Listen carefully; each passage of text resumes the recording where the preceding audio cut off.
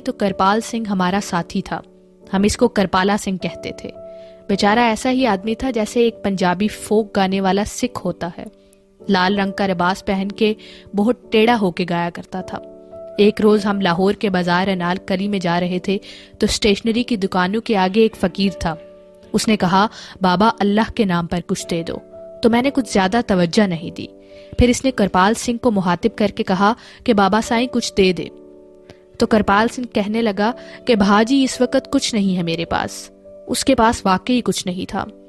تو فقیر نے بجائے اس کے کہ مانگنے پر انسسٹ کرتا، بھاگ کر کرپال سنگھ کو بازو میں لے لیا اور ایک جھپی ڈالی۔ اس نے کہا کہ ساری دنیا کے خزانے تو نے مجھ کو دے دیے، سب کچھ تو نے لٹا دیا، تیرے پاس سب کچھ ہے، تو نے مجھے بھاجی کہہ دیا۔ میں تو ترسا ہوا تھا اس لفظ کے لیے، مجھے آج تک کسی نے بھاجی نہیں کہا۔ اب اس کے بعد کسی چیز کی